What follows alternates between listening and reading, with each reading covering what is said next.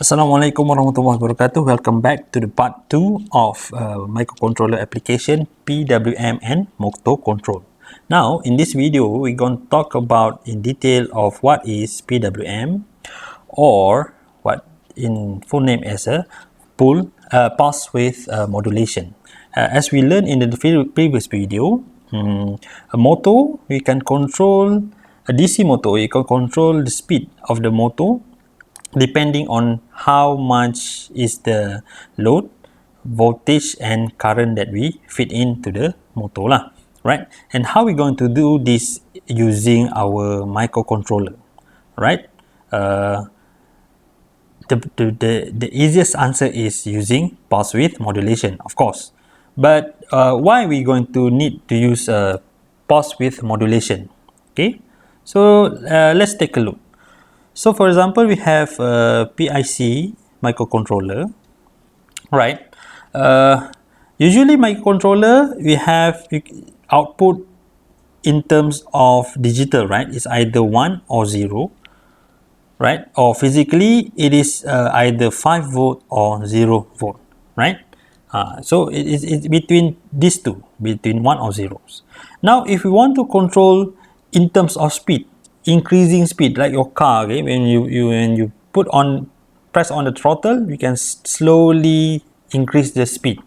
It's not from stop suddenly you go full speed, okay, that is not practical. Okay, this is what happen if you use 0 to 1, okay, from stop suddenly you go full speed. That is not practical. So how are we going to use the same output, yeah, okay, it from 1 and 0s, but this time we're going to have the ability to control from 0 volt to 5 volt, right? So it is a continuous values, meaning that we have like we can control 0.1 volt, we can 2.5 volt, any values from 0 to 5 volt, right?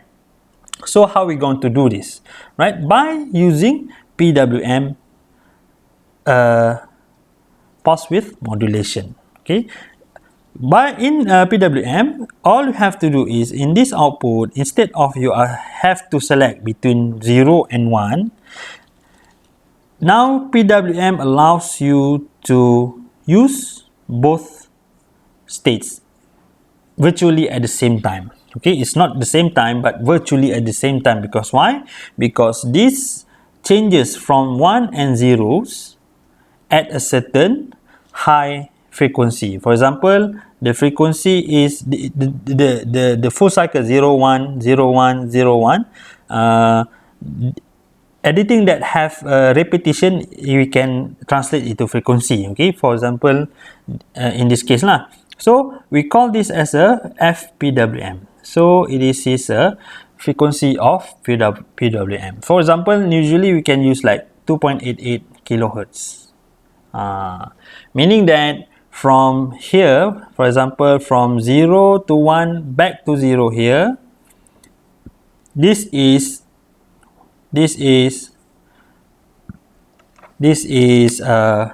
one period, okay, TPWM.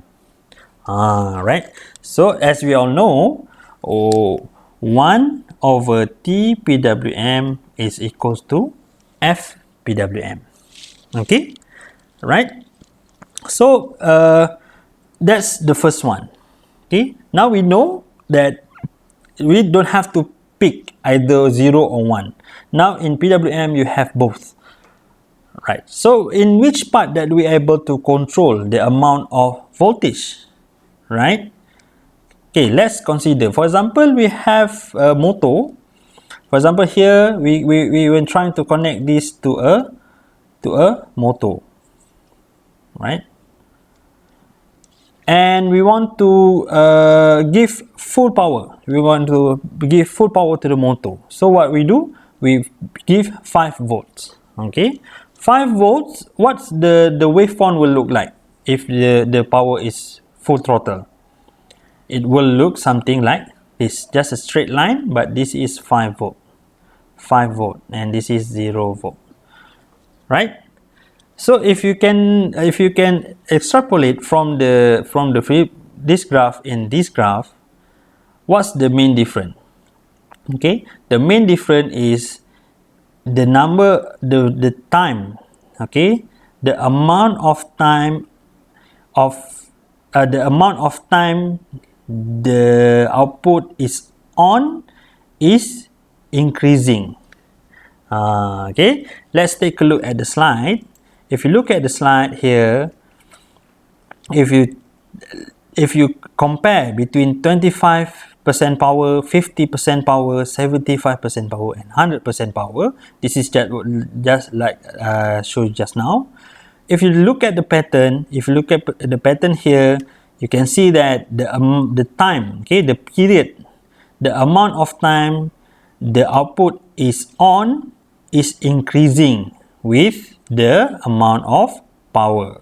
Okay, so you can take a look at this. So you can infer that the amount of time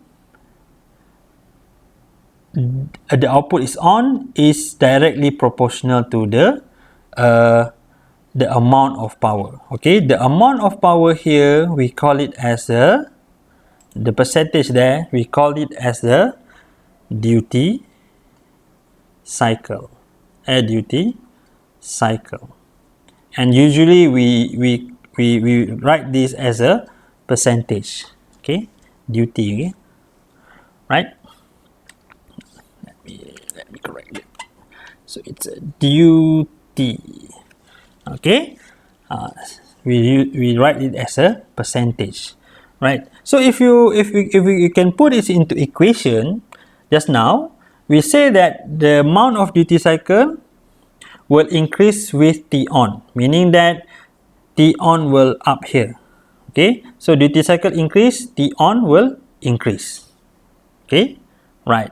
So since the duty cycle is a percentage, so it must be divided with the same unit as the above.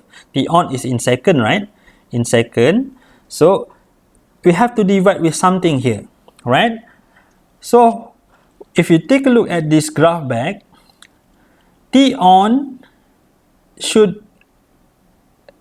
what is the maximum of T on? If we increase it, it should equals to T PWM. So if you slowly increase the amount of T on here, it will fill up the whole period of the PWM itself. So you can write here T PWM. Right, this is also in second. Okay, since T1 over here, look here, if you look at here, 1 over T PWM is equal to F PWM. So you can also write this equation as T on times F PWM. So T on times the frequency, it will equals to the duty cycle. And it's also equals to, alright, if you look at the period here, the period consists of T on and also the amount of the output is on plus the amount of the output off. So meaning that you can also write something like this: T on over T on plus T off. Okay, so that's how we translate the amount of duty cycle depending on the frequency and also the amount of time that your output is on. Okay, so that's how we create the output of your digital microcontroller into something that is similar to analog output. Okay, right, so that's the first part. Now we have already know how to give the output value of, we're able to control the output value, for example, right? Now we're able to give like any values from a fraction of the power from your motor.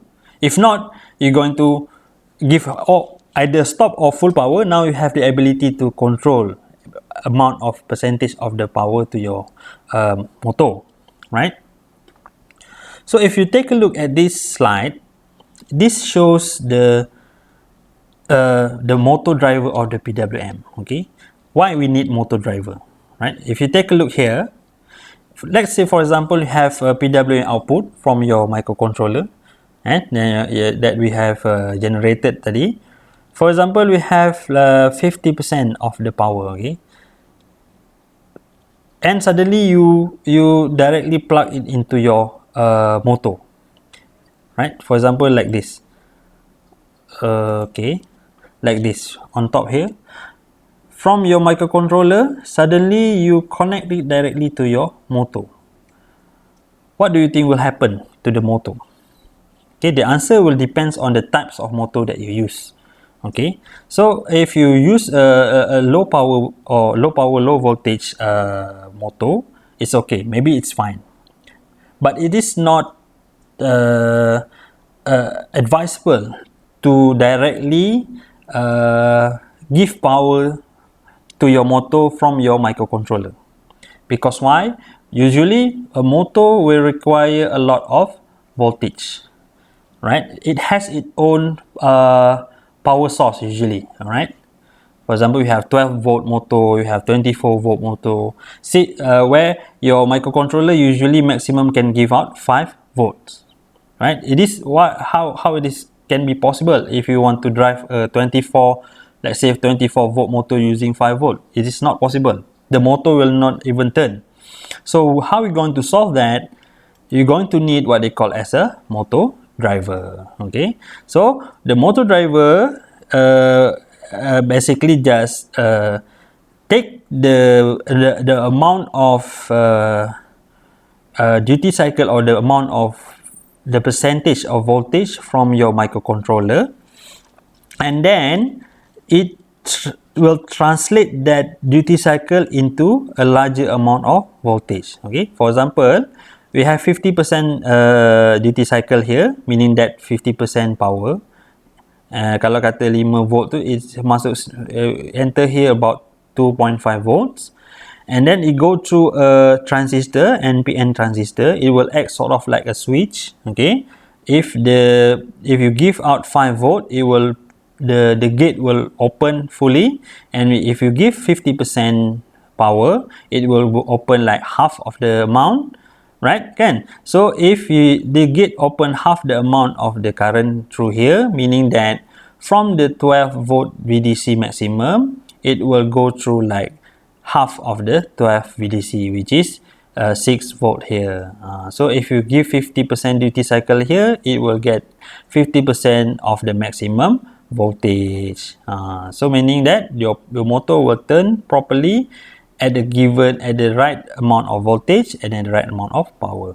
Okay, see, this is the simplest way how we want to drive a motor using a transistor. But the problem is the motor can only turn at one direction.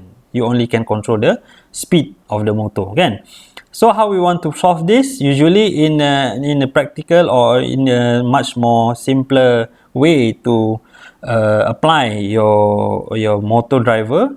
Usually we use L298N H bridge board. Okay, so the best thing of using this board is that you can control two motor at the same time using two different PWM input. Okay, I think that we already covered this in the previous video. So the point is both of these you need any types of motor driver in order to drive a motor. Okay, even you are giving if you are using PWM. All right, so I think that's for this part of the video. In the next part, we're going to go deeper on the PIC18F4550 and how we're going to configure pulse width modulation using this microcontroller. Right, inshallah. Until the next video, Assalamualaikum warahmatullahi wabarakatuh.